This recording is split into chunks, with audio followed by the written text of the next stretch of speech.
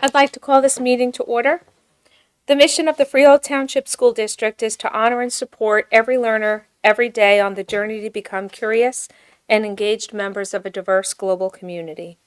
A notice listing the time, date, and place of this meeting was posted on the public bulletin board of all Freehold Township schools, on the entrance door to the administrative offices of the Board of Education, on the district website, at the office of the Freehold Township Clerk, published in the Asbury Park Press on January 6, 2023, and sent to the news transcript on January 4th, 2023.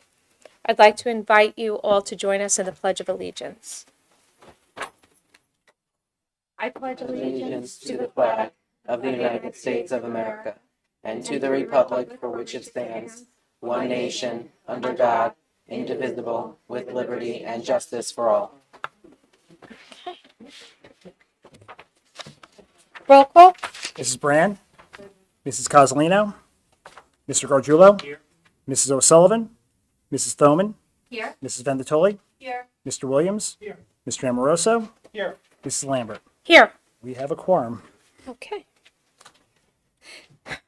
I'd like a motion to approve the regular meeting minutes from March 7th, 2023.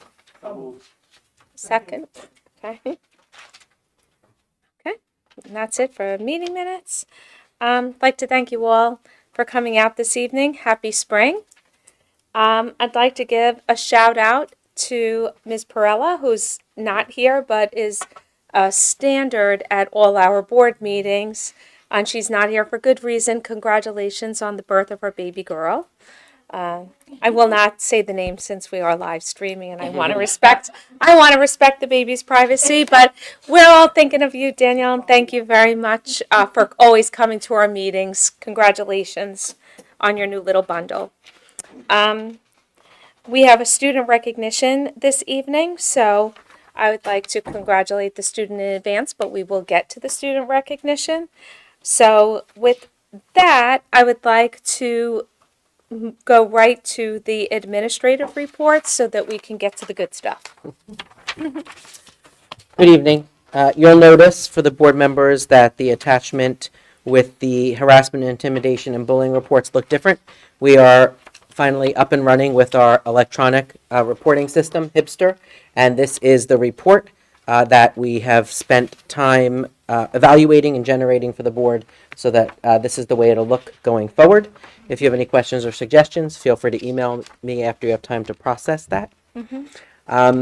As many of you know and have read the news, there's a lot of news regarding Senate Bill 2 and the impact that it's having on some districts in Monmouth and Ocean County, most local to us being Freehold Regional. That's taking, front page of the news connected to education, and it truly is a significant impact, negative impact on districts, and there's been a lot of advocacy work and a bill that's been drafted to semi-adjust the state aid so that they're not as impacted, but S2 is a significant issue in affecting many districts in Monmouth and Ocean County, and also needs to be dealt with appropriately so that those districts don't have financial instability.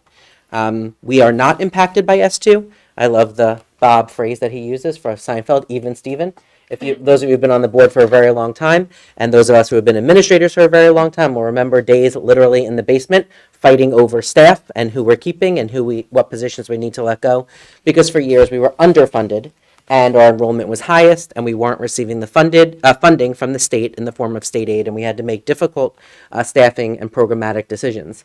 Well, all those years of quote-unquote suffering has now served us well with S2 because we're even Steven. So for all those years, and now our enrollment dropping, our state aid pretty much is even under Senate Bill 2, which is why we're not impacted. However, while that is the front page, Chapter 44 is a significant issue for us because our board, collaboratively with our associations, have worked to help us be more financially stable by recognizing that the biggest fluctuation is with premiums connected to health benefits. We went self-insured a few years ago, and that helped us that those rates be more stable, still increases, but at a more stable rate. And we also negotiated contributions based on premiums and not percentage of salary.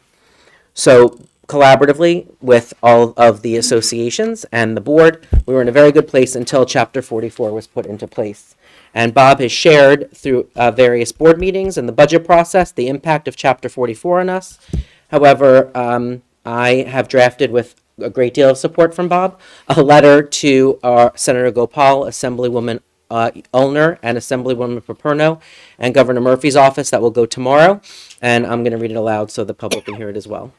The purpose of this correspondence is to inform you of the negative impact Chapter 44 is having on the Freehold Township School District and to request your support in addressing those concerns. The Freehold Township School District has added a cumulative $1.3 million to the district budget over the last 3 years to fund the district's portion of premiums for staff enrolled in the plans associated with Chapter 44. This data is directly from our Chapter 44 data submissions to the state. Soon after Chapter 78 was implemented, our Board of Education realized that an effective method to contain the school budget was to require staff to contribute to their benefits based upon a percentage of the insurance premium. Insurance premiums fluctuate significantly from year to year, so connecting contributions to the premium stabilizes those costs from year to year. Over the next several negotiations with our bargaining units, the Board of Education continued to adjust the contribution percentages for each plan's premium and greatly incentivize less expensive insurance plans that had lower level coverage and increase the contribution for our most expensive and extensive plans. This was an added benefit to us because our district is self-insured, and it was successful. Chapter 44 was implemented in 2020 and significantly disrupted the years of negotiations that resulted in some financial stability relative to health benefits.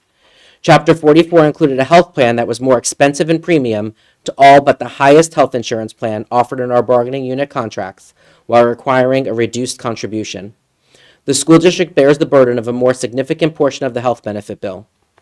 Below is a chart to further explain to what I am referring. This is a financial breakdown of both a new paraprofessional and a new teacher with the family coverage and shows the additional costs the district is now responsible for due to NJEHP.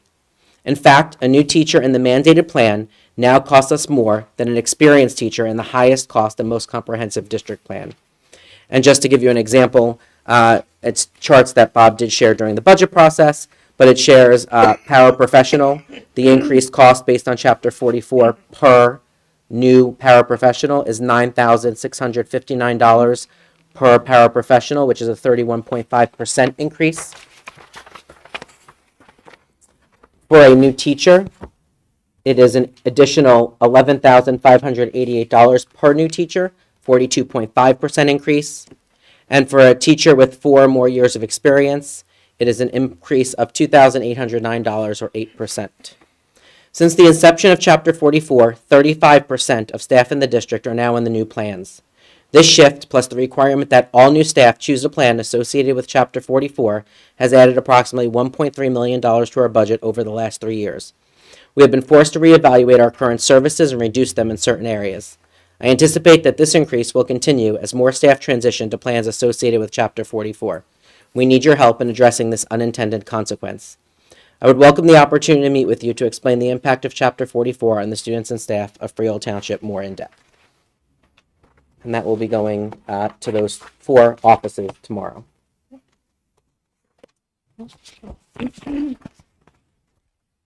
Any questions for Neil on the correspondence? That was very good. I appreciate it. Um, I have a question about the HIB. Yes. It's 1, 2, 3, 4. The 4th one down, I didn't understand.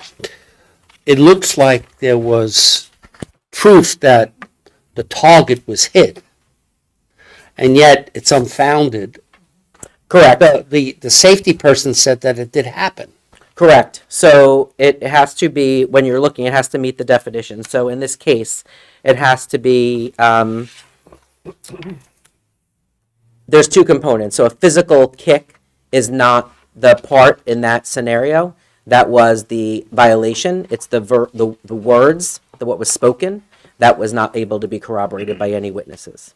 So the act of kicking is a code of conduct violation and was dealt with as a code of conduct violation, but what was said connected to it was not able to be corroborated, and that's why it doesn't reach the level of harassment, intimidation, or bullying. Okay, thank you. Good question. Inappropriate behavior. Yeah, code of conduct violation for sure. It's different than HIB. Correct. Yeah, and so I just had a question. This is a great letter. This explanation here with these boxes, is there any way that we can also put a version of this on our website or share with the public so that they can see exactly how this is impacting us for new hire or To the website or to the minutes, either way. Okay, perfect. Yeah, I just Yeah. want to make sure this is a great explanation of how it is affecting us Right. on a I signed it and wrote it, but I copied and pasted Bob's charts, so I can't take credit for it. I love a good chart. Thank you. We know where the charts come from. Yeah. If it involves math, I just... Any other? No, we could just put the whole letter right on the website. Yep. We'll put that on. I don't know if we want to put an explanation of what chapter 44 was in the first place, because I think some people know and some people don't. So I think maybe we'll. Sharing it out in the messenger? The problem is that messenger is only received by school. Right, for the clarification on like some background, we could reference the board meeting where you may have heard, and this is in Right. reaction, as a result of, right? So the clarification could be sent to our families, and then we could post something on the website that's maybe less text heavy, just so that the letter was available Yeah. for anyone who I think a doesn't. little blurb about what it is in this nice chart here would be great. Right. Yes, just a comment about timing. I just want to make sure they receive it before we post it so that they actually have receipt of the letter so that if anybody calls them, they can respond. I can wait about a week to do that. Mm-hmm. Okay.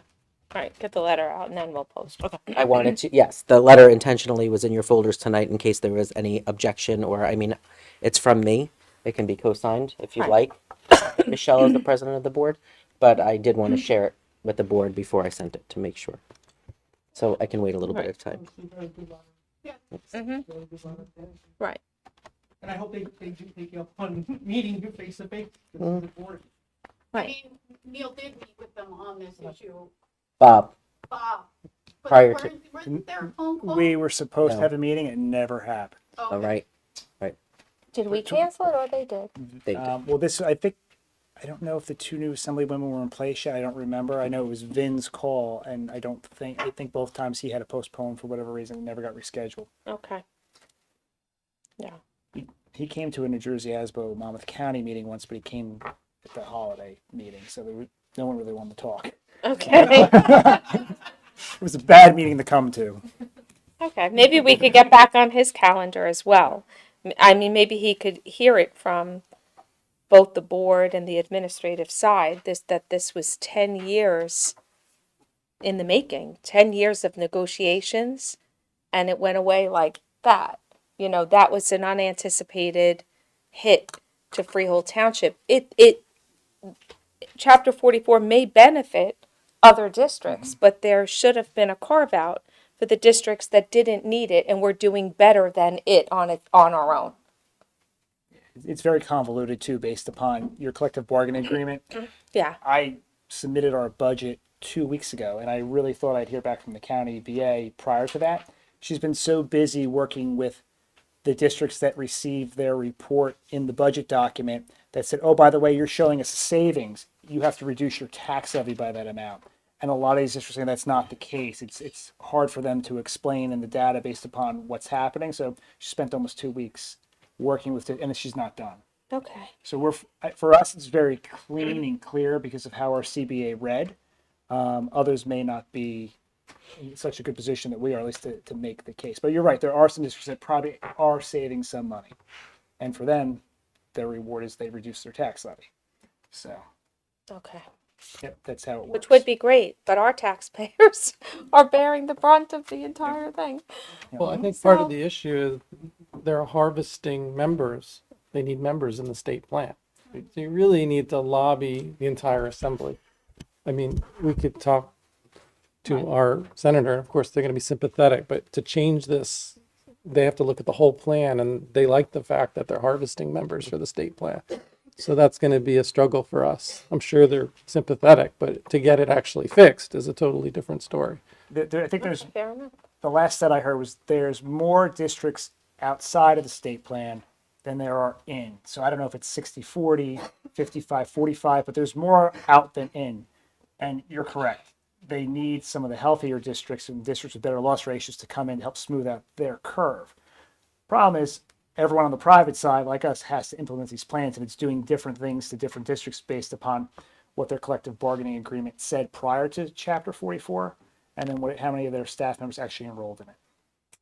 Just one question. Are we clear with what our ask from them is? Like, do we know exactly what we want to ask for? Do we want to ask for a carve out or an exception or? They should change the law to say Yeah. if this does not save you any money, you don't have to implement Chapter 44. Right. If it's going Yeah. to cost you money, ignore.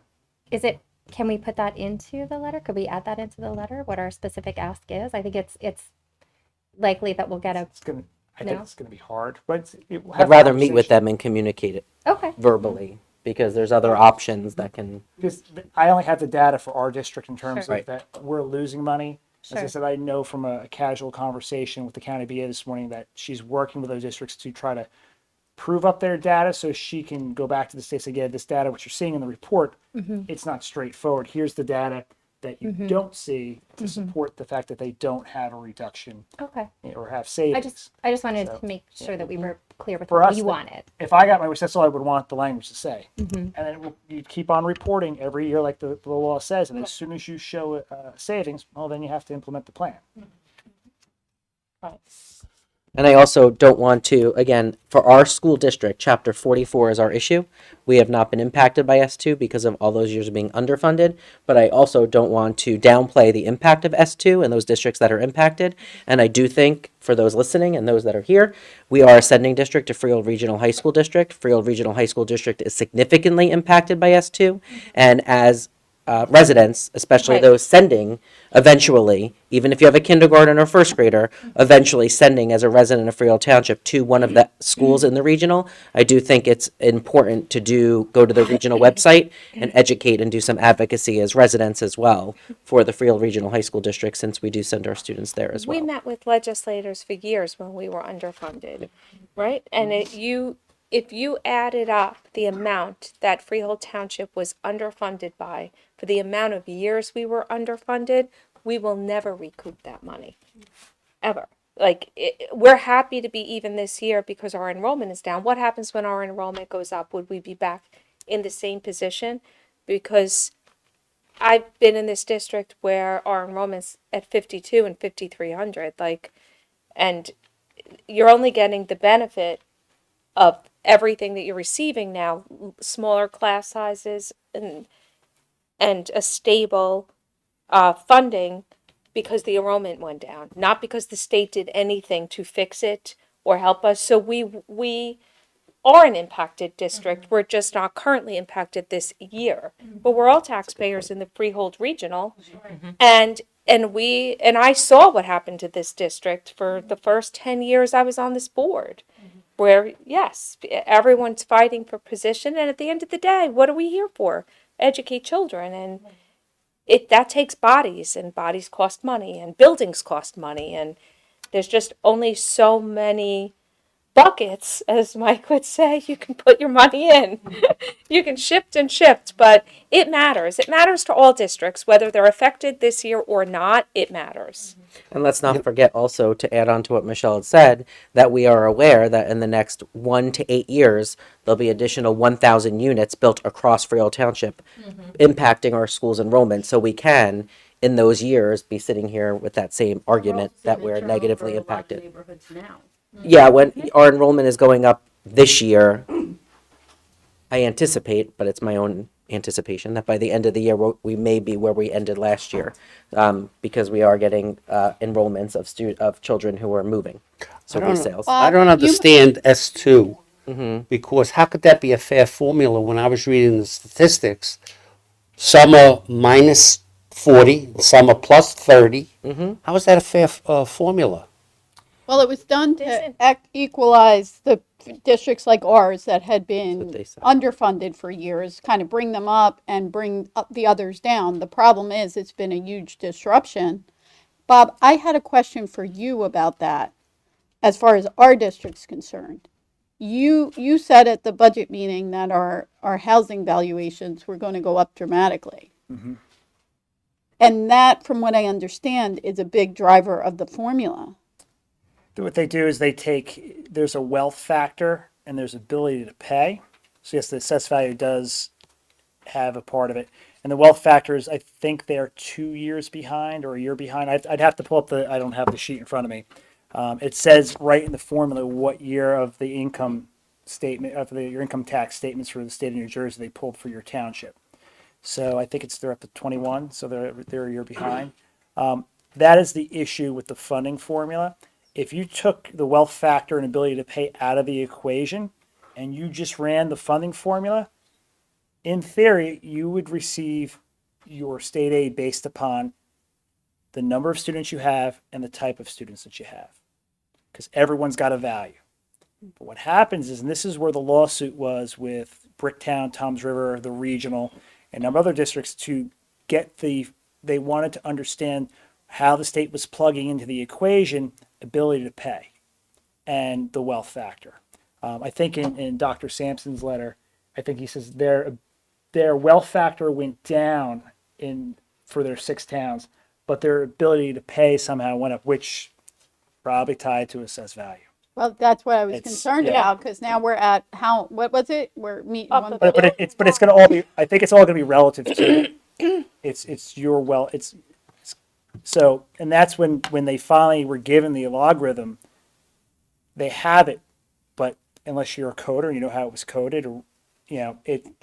I don't think they ever really. It wasn't what they were looking for, but that's underneath Oprah. That's what they received, and that was probably 2 years ago that they were given. Here you go. Here's the logarithm. But how do you interpret? I don't know. I have never heard anything whether they were able to crack the code or find someone who'd be able to run through and do that. And so that is the big thing. It's just like even when they have been close or at full funding these last few years, when the state's been flush with cash, prior to that, they would never fund whether it was SAFRA, which is the current funding formula, or CFA, which is the funding formula that came out when Governor Whitman was in office, and it was found unconstitutional by the state Supreme Court, and that's when you had the Abbott ruling and all that came about. So they never ran the funding formula all those years, and how they got around it, they put a little clause in the budget document that they approve on June 30th saying, yeah, this supersedes all the other laws in place that say we have to do X, Y, and Z. And that's how they got away with it. Now, they're pretty close to where it's supposed to be, but it's this unknown factor of what's happening here with those two pieces. So, we were not fully funded this year. We're, I think it was $200,000 short of that number. We've seen increments anywhere from 75,000 up to, I think our biggest might have been $400,000. I don't remember the last couple of years exactly what it was. It's been kind of like even Steven. Actually, the first year we lost $75,000. Do you remember? Right, we For gave those back. who've been on the board for a while, every year I'd come back from my summer vacation in Aruba, and either Neil or the previous superintendent would be texting me, "What's the number? What's the number?" Because even though they'd given us a budget number in February, they changed it. In the one year we lost 75 grand, and the next year we got 75 grand. So but I mean, we're in a better spot than most of Ocean and Monmouth County. Bob, the email we got the other day also said that S2 is expiring next year. What does that mean for us? That means that it's supposed to be the final year of them running this S2 calculation. And then the next year it's just And then Free for all. I don't know if there's a clause in the law. I haven't read the whole thing. I don't recall it having somewhere if it's a sunset provision or if they have the ability to re-up it, or they could re-up it if they want to or not. According to this email, it says that they want to create a new funding formula that is not based on the sale of homes. And I guess they're gonna be having, hearings and stuff, so we can. What could be the issue too for Monmouth County is the fact that I don't know if any other county's done what we're doing here, where on average once every 5 years your home's being reassessed. And we do it every year. Our equalization factor Right, and that's- is running close to the vest. And yes, that is a Monmouth County thing, because I do real estate closings all over the state, and you look at what the homes are going for, 1.8 million, the assessed value is 238,000. I mean, it's laughable. Like Freehold Township you're pretty much, your assessed value is very close to your fair market value, as is many towns in Monmouth County. So Monmouth County's And very hurt. Somerset, I heard. Yeah, Somerset is the other one. yeah. That's when Scanlon was the one that started this pilot program for fair market value. That's exactly the words he used when. But the rest of the state isn't doing it, and we're all in this formula Now, together. towns in Monmouth Yeah. County had the ability to opt out of that. Obviously, Freehold wasn't one of them, but there were a couple post-Sandy towns. Belmore, I think, is one of them that actually opted out of that pilot program. But I don't know what if that was resigned. Well, you probably were what the problem was prior to that. You'd have towns that hadn't reassessed the value. Forever. Yeah, Forever. it wasn't Jersey City or some. I forget. Jersey City was almost 50 years. Yeah. Correct. And now I'm assuming they must have, because with all that waterfront redevelopment that they have, that's why they've lost some. I mean, they're down in terms of their enrollment, but I believe the valuation of the town is up significantly from where it was. I mean, it's a beautiful area along the water there, and going right into Manhattan. Oh, I know. My sister is in the process of rebuilding. She had a fire. She can't wait. She has an apartment on top of her house. Yeah. They already said you can get almost $5,000 a month rent. What? That's what I said. Because she's right near the Liberty State Park light rail. So yeah, they haven't gotten, like you said, assessed in many, many, many years. If they just had a funding formula without their ability to plug something in that they don't fully explain to everybody. You could sit there, and after the ASA was done, I could sit there and calculate for the most part. I might have to remember how to do my cube and quadruples and all of the weird things they have in the funding formula. But it's not hard to do to calculate some of the stuff. But because you don't know those two factors, and that's why I know from talking to the BAs who are in the S2 districts, they were giving a schedule of when this started of what this was supposed to be. But because their wealth got greater, or their ability to pay went up over the last 5-6 years, some of them, what they've actually given up is much worse than what they had anticipated. Yeah, that's what Sampson's letter said. Yep. Like, they were anticipating loss, but It was only like 2 million and they got hit with 6. yeah. Tom's River was the same way. Tom's River was supposed to be 2 to 2.5 this year, and the BA was saying privately, I could see the light at the end of the tunnel. I was telling the administrators, and then they got 14. Yeah. And listen, there's been a tremendous turnover in the northern part of town, and so they've got fair market value. I mean, we just were reassessed 2 years ago, but now with all those homes turning over, they're getting fair market value. Yeah, So. unfortunate. But hopefully, if they do, the last time they created a new funding formula, they did run it by the state Supreme Court first, prior to implementing it to law. Which I don't know if they did SEFA, because SEFA, I think they handed out. I think when Sean Boyce was here for his first year, that was the first year they received money for it, and then they froze state aid, because right afterwards the Abbott districts went and sued, and it was frozen for, I think, all McGreevy's administration, Whitman McGreevy, and then Corzine put Safra into place, and that's when they started to run the funding formula. Yes. Before I forget, I'm going to do the bullying. Since the I'll last, let Bob do his board administrator certification.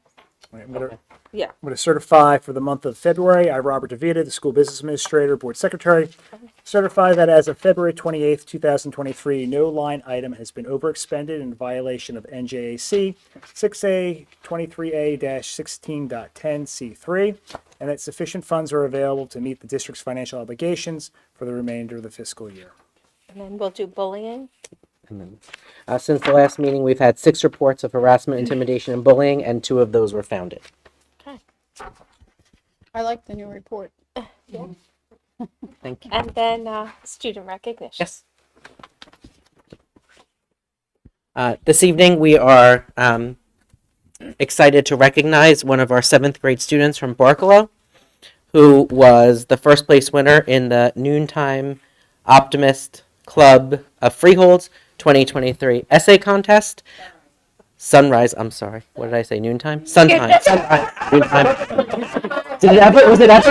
Was it ever noontime or no? See, there was a noontime. I've been here for 19 years. There was a noontime at some point.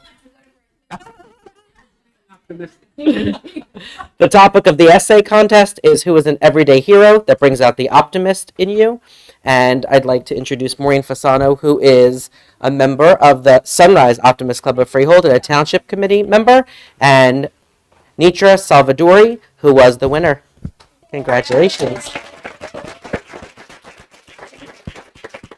In her essay, Nitra talks about her friend who reminds her to believe in herself and help her to be the best version of herself, and it was inspiring that we'd like her to share it this evening. Hi.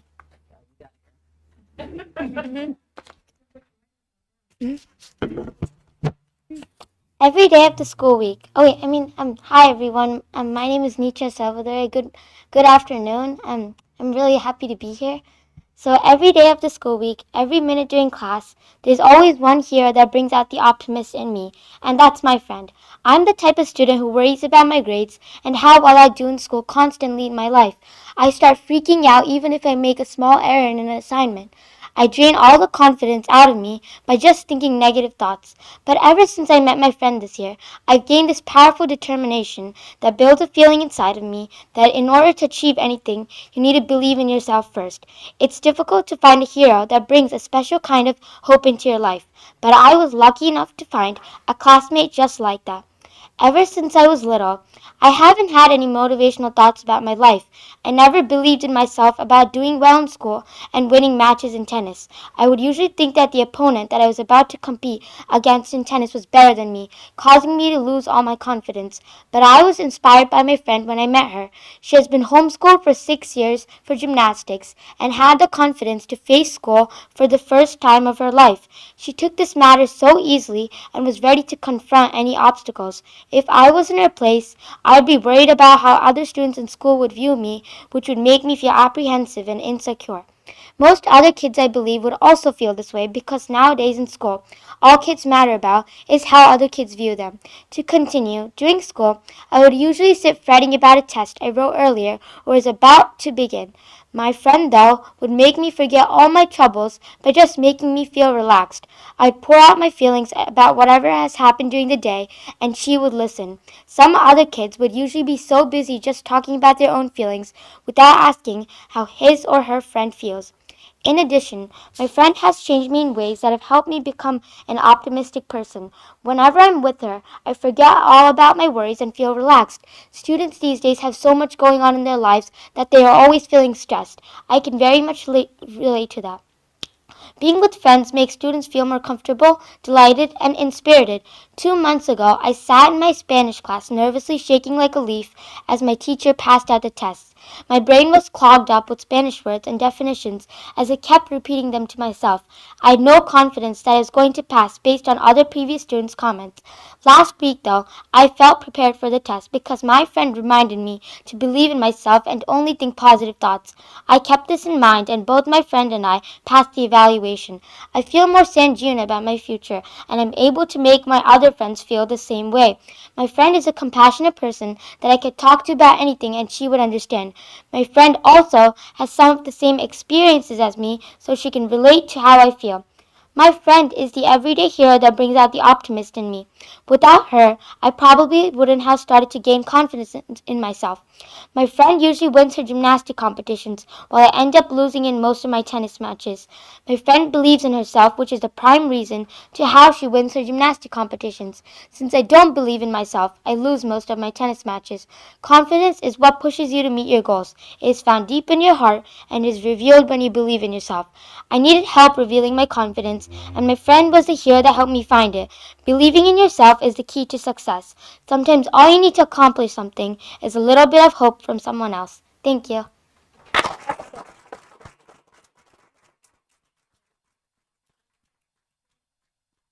Just want to say that, first of all, we all wish we had a friend like your friend. Everyone, the world needs that friend. In the Sunrise Optimist Club, we just want to thank all you guys for all the support you're doing. And Neil has been really good about handing out stuff to the district and telling everyone to come. And Nietzsche was involved in our stock market challenge, too. So we had about 25 students that came out to the YMCA. But this competition was open to kids from high school and below. And so Nietzsche was our first place winner, and our second place winner was a junior in high school. And Impressive. it's very impressive. And all the kids that came out, I know. And all the kids that came out, I'm in awe of how many kids don't even take the challenge. They're afraid to even, try to win. And so they don't even try it. So we would like to have more kids to have your courage to come out and try, because even if you lose, sometimes you win, right? Right. So congratulations, Nisha. We're very proud of you. And thank you for your support. Yeah, thank you. Oh, we're in? I'm in. All right, good. I get to be in a picture with you. Thank There you. you go, miss. Yeah. So proud of you. Excellent. Awesome. Very well. Mitra, I just want to tell you on behalf of this Board of Education how proud we are to have a student like you represent our district. You are confident, you are well-spoken, you are smart, you've shown your light in this room tonight, and it is wonderful to see, and I hope you keep that confidence. You deserve it.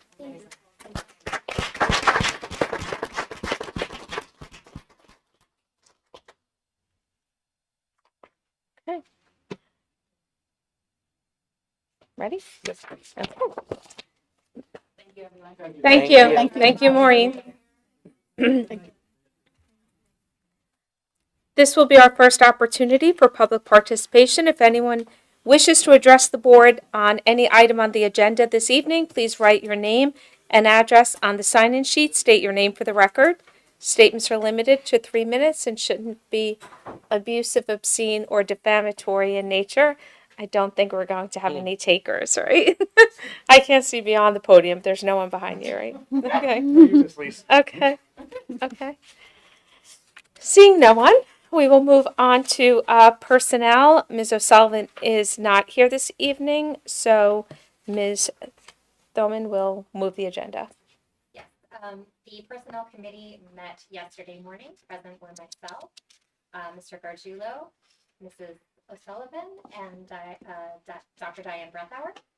We discussed all of the items on the agenda, as well as the pass the trash form, which we are looking into perhaps outsourcing to a professional company. And I would like to move the following items. Number 3, employment as listed. Number 4, leave of absence as listed. Number 5, change of long-term assignment as listed. Paid days as listed. PTO honoraria as listed. District honorarium as listed. Student teacher practicum observation placements as listed. Curriculum committees as listed. Curriculum committee update as listed. Task team as listed. Certified substitutes as listed. And non-certified substitutes as listed. Does anybody have any questions? Then I'd like a second. Second. Roll call. Mrs. Brand, Yes. Mrs. Coslino, Yes. Mr. Gargiulo, Yes. Mrs. Thoman, Mrs. Vendatoli, Yes. Mr. Williams, Yes. Mr. Amoroso, Yes. Mrs. Lambert. Yes. Motion carries. So, to any new employees or newly appointed substitutes, welcome and good luck. Moving on to Curriculum and Policy Committee, Ms. Coslino. Okay. We did not meet this evening. I would like to move number 2, course reimbursement. Number 3, the readings of policies and regulation. Policy numbers 0161, 0162, 2423, 8140, 8330, and 8454, and 2423. I would also like to move the second reading of policy number 1110, the organizational chart, and number 5, the home instruction as listed. Does anybody have any questions? For our newest members, you know where to find all the policies, right, to review them, and they're also usually attached. They're Yeah, they're attached. Yeah, just to I be did clear. have a They're question attached, about and that. just so everybody's aware, those that are on the curriculum policy committee, we started this a while back. We are sending the summary of the changes and to the committee, just in case they have any questions in advance, and then everybody gets access to it at the when the agenda is released to the the policies. Quick questions about the head lice policy. Is that based on statute, that change? Nope, but I was ready. Okay.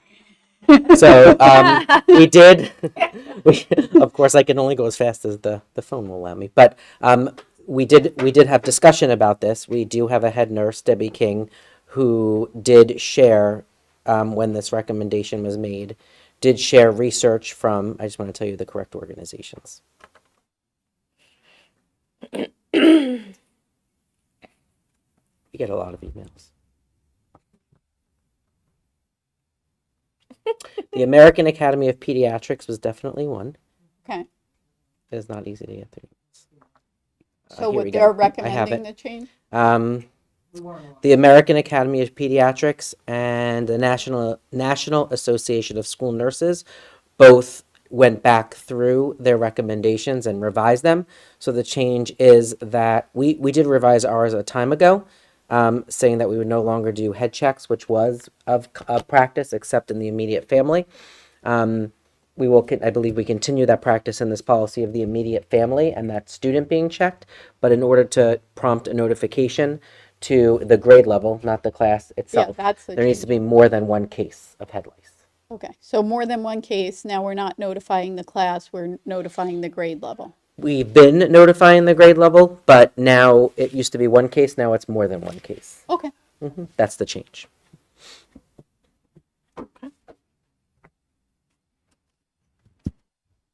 And what, out of curiosity, prompted the more than one from the one? The position papers from those two organizations. Right. What was on those position papers that prompted that? What? Don't give me that look.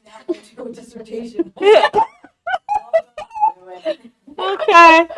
You can answer that tomorrow if you'd like. Yes. Okay. Because it's only first reading. Yes, So- only first reading, so it's the time to do the research anyway. It's there.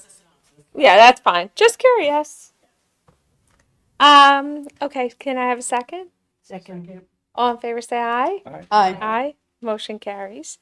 Okay, finance, facilities, and transportation, Ms. Venditoli. Oh, here, you want mine? I was gonna say, it's like somebody took the batteries out of mine or something. The Finance, Facilities, and Transportation Committee did not meet this evening. Bob's had enough of us. I'd like to move number 2, Secretary and Treasurer's Report. Number 3, Bills and Claims. We have payroll in the amount of $2,440,997.85. Total bills, $1,363,337.36. For a grand total of $3,804,335.21. I did the bills this week, so I can only thank myself. Number 4, signatories as listed. Number 5, travel and related expenses as listed. Number 6, travel and related expenses update. Number 7, transfers as listed. Number 8, consultants as listed. Number 9, an out-of-district contract as listed. Number 10, a donation from Black Belt College to Applegate School. Thank you very much. Number 11, 2021-2022 Annual Comprehensive Financial Report as listed. Number 12, contract with MAP Restaurant Supplies is listed. Number 13, Task Team ESSER2 as listed. Number 14, approved contract with Inline Heating and Air Conditioning Company as listed. Number 15, approved withdrawal of funds from Maintenance Reserve as listed. Bob sent emails about those the other day. I just want to go through Yep. the last two things and then talk about the new audit.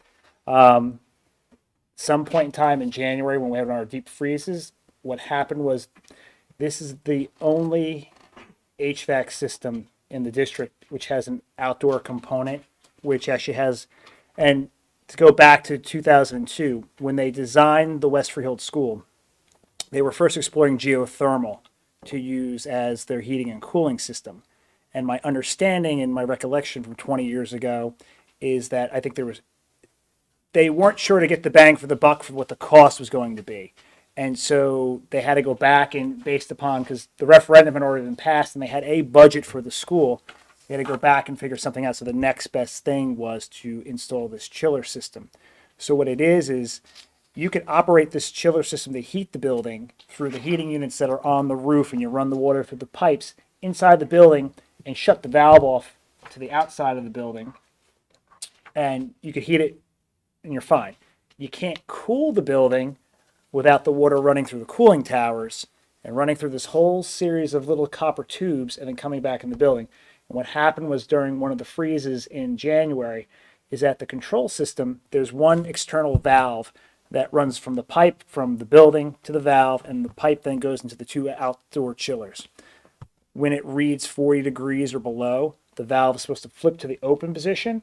This way, water from the heating part of the building circulates through the cooling towers, runs through the heat exchanger, keeps that water moving and warmer inside the chiller itself, and goes back into the building. The control system failed. We don't know why. So I have people looking at it, and I'll get into that in a second. So when we first saw it after the thaw, they noticed that the towers were leaking. So Steve Turley and Bob Likes went over there. They looked at it. They said, we think we had a freeze in here. They manually shut the valve off. This way they could trap all the water into the system, because otherwise the water was going to keep on running through the chiller and continue to leak out. So as I said, we're running the heat. We will not be able to run the cooling until we get this replaced. So what we're looking at right now is I will cut a PO tomorrow, assuming this is approved, both the contract and then the withdrawal from maintenance reserve. Get the PO out tomorrow.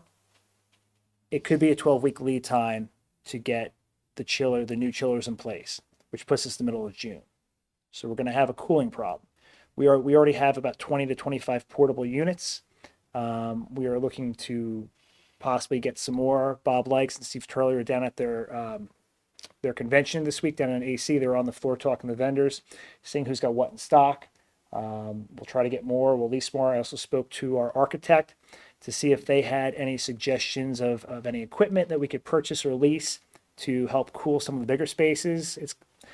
It's going to be almost impossible to run. You need 10 or 15 of these units. We've had them in this building before a couple of years ago. And you've probably seen them if you've gone over to Erickson or to Applegate and a couple of the wings where we're waiting to install the new HVAC this year.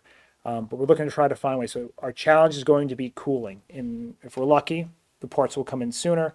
They should be able to take out the old unit and put the new unit in probably 2 or 3 weekends. They do need a crane to come on site. And this is why we'd have to do it on the weekend. They'd have to swing, you have to open the top, pull this giant mechanism out, put the new mechanism in, put it back into place, and then get the control company to make sure that everything's functioning correctly. And so that's first part of the issue. The insurance company's aware of it. They're looking at it right now. Listen, I'll believe it when I see it. They said, well, this was a freeze, just like you had a pipe burst inside the building. We believe it's going to be covered. What will probably happen is they will cover it and then subrogate the claim back to whoever it belongs to, whether it's the contractor that installed it, the subcontractor that did the controls, whether it's an engineering issue. So, and we also have our previous architect. I've been in contact with FEHD because we did have a lot of challenges with the control company. They've reached out on our behalf to a third-party engineer to come out and take a look at it. I haven't been given a date or time when that party would come out, but we're looking at this from multiple ends here. So, but our biggest challenge right now is going to be, once it gets warm, cooling that building.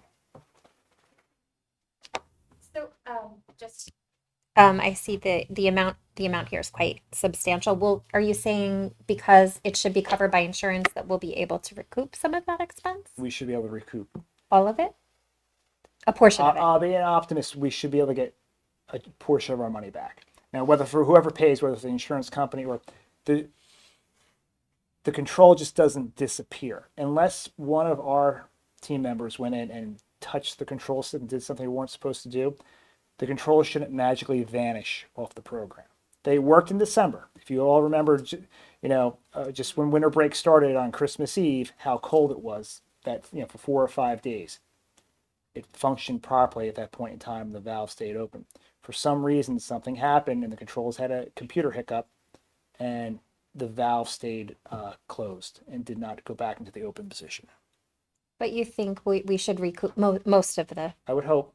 And now listen, this could take a while, okay. because if you get to a point where the insurance company is trying to collect the funds then from Sure. another party, then you've got attorneys involved, and there's a.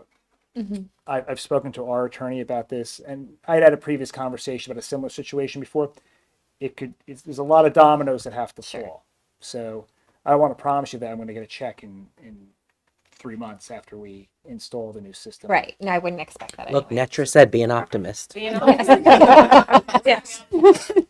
She needs to come to every board meeting. There you No, go. I see the problem. I was optimistic when this first happened, that I was hoping, and I'd never seen the inside of this. I've opened up. I had a window unit in my first apartment, and so you open that up and you see there's that sharp metal thing you touch, like razor blades, cut your hands, and there's little copper coils that go around. I never it. did that, Bob. This thing's got hundreds, if not thousands, of copper coils that run. I mean, these towers are 25 feet, 30 I'm feet ready to have a tall. good time. So when they opened it up, it's like a third of each one of there's a backup unit. A third of both of the cooling towers ruptured. Was it at the end of its useful life, though? You're saying it was. These Oh, are these are brand brand new. new. Oh, these are brand new. So the cooling tower didn't fail. The control mechanism Okay. that should have left the valve open. Okay. Now we are also looking, and Steve Turley, who's done HVAC for probably his entire 40 years of his career, he's talking to a couple of companies, and we might be able to replace the valve with one that will automatically stay open when the system, if we have a power failure, and it'll be spring loaded and it will know to go up. So we're looking at tweaking a couple of things. He had caught a couple of valves to replace when it was being installed with the contractor, and it actually missed one that stayed open. For whatever reason, like I said, the controls, we were told they're not here. Is there any chance that Old Ridge had the same valves on their building? Because they had a huge problem around the same time. Yeah, well, wasn't there the gas problem? I don't know. So it had nothing to do with the valve. There are gas lines under the The valve is functional. It's just, unless the computer tells it to do what it's supposed to do, it's not. And that's the problem with we rely on computers, and when the computer breaks down, the whole system breaks down. In the old days, the thing would have just they would have had the valve stay open all the time. You would have had to manually shut it Give off. you some warning, like the valve isn't working somewhere. The computer's what gives you the warning, right? Yeah. Or the computer's down. You'd have to have somebody. You'd have to have somebody sit there and kind of like if you're like a nuclear Don't give Mary reactor, that option, Bob. watch it 24/7. Is there a way to expedite the arrival of the equipment We'll that ask. we The need? problem's If we have gonna to be- pay? She's in. The problem's going to be that it could be just we're in line. They're chillers. It's not they're not. People have already ordered them for projects that they were planning to do. Correct. Right. I'm just thinking maybe it's I'll ask. worthwhile to see, even if we have to pay a surcharge, because that might actually be cheaper Right. than trying to I lease thought all of this that. extra I'm equipment. gonna Bob and Steve are back tomorrow. We'll cut the PO tomorrow, and then I'll expedite it over to the company. How many portable units would we need for the building? Do we know? One per room, probably. But there's some rooms that need two. Remember, there was that room at the ELC that wasn't even working with the one. Oh, yes. Yeah. ESY, yeah, yeah. Well, so Not even including large spaces. Right. Okay. They're all cathedral ceilings. All the Right. Yeah. Gym, media center, I mean, so, Oy. and I don't want to jinx it, but so we've the last couple of years we've not got a lot of. It's not been blazing hot until the end of June, beginning of July. Sometimes into the middle of July. So we'll see. I mean, looking at yesterday, it was 65 degrees when I got home and went for a walk, and then today when I woke up this morning, it was 23 again. So we'll see. How bad are they leaking? They don't leak now because we drained once we shut the valve. Because if they were Yeah, very we slowly drained leaking, them. Could we have just used them and captured the leak until we replaced them, or was The it a really horrible- we would have the system would have drained. We would have lost pressure in the That's system. what I was saying. How Yeah. bad the leak was. Yeah, it's about a third of the pipe. I'm estimating from what I can get my head in underneath. where they're able to pull off some of the panels. And the new solution is gonna have an alarm to tell them that the valve is stopped. We're looking at that. Steve's looking to It's a have $300,000 valve Yeah, at this point. it's That failed like I said, that's again. why we're having Right. FEHD is supposed to send a third party in to come take a look and see what the issue is, and if we have to, we could either through them or through Well, there on should our either own be an find alarm on find it, a or it should third be party an to kind of check. recommission the system. I'm saying it should either have an alarm on it, or it should be part of their check to check it every day if they're there in the building to make sure it's working. Yeah, it could have Just to it prevent could have it frozen on a from- Friday or Saturday night. Yeah. I'm just saying if it's Yep. stuck and if the computer's not. Yeah, they noticed it when it was leaking. Are there costs associated with any kind of damage the water's created? It's outside. It's on the concrete pad. It's not in the building. No, no. It hasn't rained in the building for 20 years.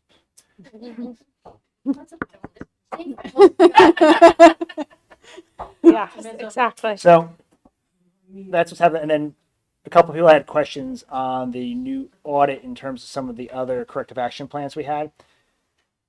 When they do the audit, there's a lot of other agencies in the state that will come out and audit us on things, and they go above and beyond what the auditors look at, and they don't impact the audit itself. So like we have someone coming out to do an administrative review, and as I've shared with my committee, this is the same review we went through 3 or 4 years ago where we had an audit finding because we had one can of pineapple that was not purchased or wasn't from USA product. It was from Guam, and so we had a corrective action plan that didn't impact the audit. It's not a major area that they look at. This is if you go into 6A23 in the fiscal efficiency regulations, there's a whole page section on this, and it's a budget section, and that's why when we submitted the budget, we were told as part of our checklist from the county, if you received this notice from the state regarding SEMI, it has to be a part of your budget resolution on the same day. So it's just a part of that. And it's actually, this is so complicated and there's so many pieces of paper you have to push out in checks and balances. The state doesn't even do it themselves. They've outsourced it. It's a company PSG, CCG. Yeah. Oh, So PCG. yeah, they haven't done it. The state hasn't actually managed this in probably 15 years. So. For those asking, I think Bob said the amount was only like $6,000. Yeah. So Okay. so if the budget number was like $111,000, we collected 98,099, and so you're supposed to collect 90% of that 111, and that's where we're off by. And there was a couple other things too that were just check the box kind of exercises. So it's not something that the auditor would say, yeah, this is significant. Okay. I mean, there's times where we might have accidentally done something as a refund to a line, which is reducing a expenditure when it should have been actually credited as revenue. Yep. So what we do is we make the adjustment in the audit itself, and then if I'm able to, I make it back in the system. And it's usually if it's $5,000, $10,000, it's not significant. So that's what they're looking for. They're looking for, did we have purchasing issues when they pull out their random selection of POs that are greater than the bid threshold? Can we demonstrate to them that we either went through a co-op, we did our own bid, we used our own procurement procedure, or is it something that's excluded by law like professional services that is only by board resolution for a year? They'll look at to make sure, does your cash tie in? What the numbers are you reporting, are they correct? Okay. So they look for, and there's a whole series of things they go through. They spent a lot of time on the federal grants and auditing them because we went from getting about $1.1 million, $1.2 million in federal money to $3, $4, $5 million in federal grants through ARP, ESSER, and ESSER 2. So it's one because I know a couple people had that question. So these other audits, I have to let my auditor know that they happen, and I show them the corrective action plan. They'll check back in with us when they come next summer, make sure, hey, where were you? Kind of a thing, just want to know, but they don't actually impact the audit itself. Okay, because it did refer to, like in the narrative section, yes. it referred to SEMI and our efforts to just make sure that that's Yep. trued up, but it didn't have any number, and I was like, Yeah, the language in the audit document mirrors, and it gives a little bit more detail with federal code, but it mirrors a lot of what's in 6A23. So yeah, it's a budgetary issue because again, I think I share this with everybody. I think the split of every dollar that the state receives in semi, they collect 70 cents on the dollar, we get 30. Yeah. So I don't know what work they do on their end other than pay this third party to manage the process for the state.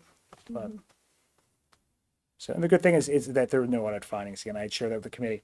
Now, for those of you board members that are newer, there's all these different sections in there. The C section is relative to our actual budget. That is, it shows you a lot of our budgetary items. The A and the B has a lot of governmental regulation in there that if we were a private entity and we had shareholders and we had, and we do have people that hold our bonds, but really when I talk to S&P or Moody's when we refinance that, they only want to know about your surplus. They want to know how long has your leadership been in place and how much surplus do you have. Those were the big things they touched upon when we refinanced bonds 4 or 5 years ago. The state has us put all kind or GASB, the Government Accounting Standards Board, has us put in all these other things like if your school district closed on June 30th and never reopened, how much money would you owe your employees for sick and vacation payouts? There's all these kind of calculations, these things that we budget on an annual basis as they happen. I don't have to budget the 2.2 or 2.3 million dollars or what that liability is. Just what they show in our audit, and you'll see it reflected in the notes what that is. So it's like I said, if we were a private company, that would be important. Really, what you want to look at is C, and then in the AMR report that's attached there, that talks about excess surplus, and that's where the findings would be, and there are none there. So I'm done. Okay. That's I've- okay. I've talked enough today again. That's okay. Old business, new business. Oh, we got a second and a Oh, we need a second. sorry. See? I will Put you to try. sleep. Yeah. Well, not me, but maybe some others, Bob. Can I have a second? Second. All in favor, say aye. Aye. Okay, now new business, old business, president's remarks. I like to roll them into one. Did anybody go to Cupcake Wars? Because I missed it. Neil? Okay, tell us about it. Oh, sorry.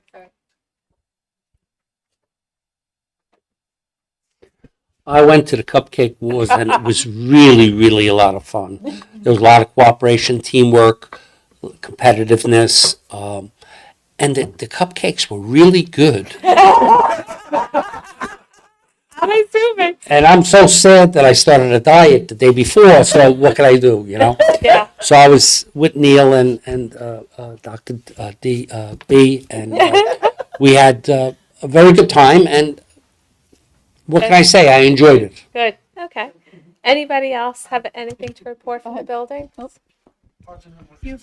working. So the gentleman or the student that won Cupcake Wars had a s'mores theme was his whole theme, and as tying it back to Read Across America, he asked me when I showed up to read, what type of cupcakes do you like? And I said anything with chocolate, and sure enough, he had s'mores, which has chocolate, and he won. So, like the kid knew what he was doing. So, yeah, so congratulations to all the kids. It was a fantastic event. It was a lot of fun, I assumed. I couldn't. and it was make also good to see the different kids. Like I brought my daughter, seeing the kids from the different schools that kind of interact as well, which was kind of nice. What's nice about that event, and we've been seeing a lot this year connected to our district goal, is our staff going above and beyond and coordinating. This was staff coordinated, the PBS team at Donovan, with volunteers from the Donovan staff, and between our family nights, our wild robot nights, reading nights, math nights, they wouldn't be possible without the coordination and support of our staff going above and beyond to create and support those evenings. Also, in addition to our staff, at least I'll say for Diane and I, we were very proud that one of our former students who owns a bakery, it's moved several times, but now in Neptune City, who is extremely busy, backed up for different events,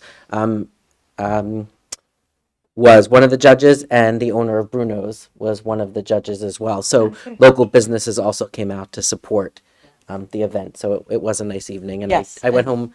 I went home with a stomach ache, even though I ate a quarter. Neil tried to help me a little bit with some of them, but my gosh, Didn't you go home with a tray of cupcakes too? Yes, that Yes, makes, there you go. because I had to give my daughter, Leave her out of I had to give my daughter that she had to bring home 10 cupcakes. So, And Bruno's also donated a nice basket and a gift card that we raffled, the PBS team raffled off at the Oh, event. that's So great. it- Thank you to Bruno's. And they were very impressed with our students. Yes. I was know. speaking to the owner of Bruno's, and he said Joseph. that- Joseph. He said that he tasted about the best tasting vegan cupcake he'd had ever had. Wow. So it was high praise for our Good. students Good. as well. You can't miss Cupcake Wars. It's good. And Oscar did put a dent to There was in a some cupcakes. gluten-free entry, and I was very appreciative because that was the only one I could eat. So shout out.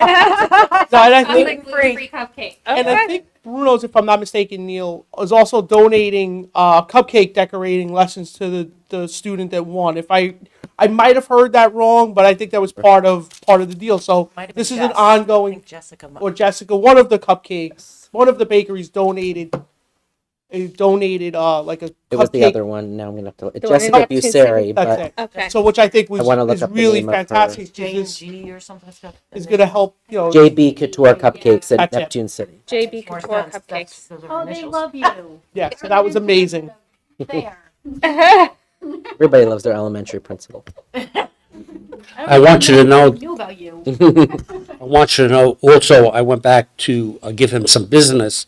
He made a fantastic pistachio St. Joseph's pastry that was outstanding. And then the next day, or was Sunday, we picked up their round loaf of bread. I'm very big into Yeah. round Italian loaves. We've been eating it for 3 days. We can't stop eating it. It's that good. It's that good. Yeah. And it's in walking Please. distance. We can walk right over and get. And their gelato shop is open. My whole family, especially my husband, on Staten Island, we have been longtime customers, frequent visitors. I did not need Bruno's opening up in Freehold, closer to home. I did not, although the Staten Island location serves food, so I'm gonna lobby for that. I'd like the lunch sandwiches. It's good. And just to point out also, I've been forwarding at the request of Mrs. Rispoli invitations to instrumental music presentations at the elementary school. Yes. And also this week, I believe we forwarded to all board members is the Barkalow performance of Matilda. Matilda. Yep. Yeah, I was going to mention that. Okay. Okay, so with that, I'll move on to public participation, second opportunity, any item. Feel free, have at it. No, okay. Yeah. And with that, I'd like to thank Kathy and Lisa for sticking with us tonight. We are going to make a motion to go into executive session. So whereas pursuant to NJSA 10-412B, the Board of Education may exclude the public from that portion of a public meeting at which the board discusses any of the matters described at NJSA 10-412B 1 through 9. Now therefore be it resolved that in accordance with the provision of the Open Public Meeting Act, the Board of Education shall conduct a closed session pursuant to the personnel and legal exceptions prescribed by NJSA 10-412 for the purposes of discussing personnel, a return to work restriction of a staff member, and pending contract negotiations with the TWU. It is anticipated that the length of time of this executive session will be 30 minutes and that action will not be taken in public after the executive session ends. Be it further resolved that said discussion may be disclosed to the public when reasons for discussing and acting upon it in closed session no longer exist. So with that, we were going to go into executive session. Thank you all for coming tonight. Have a great night. Thank you.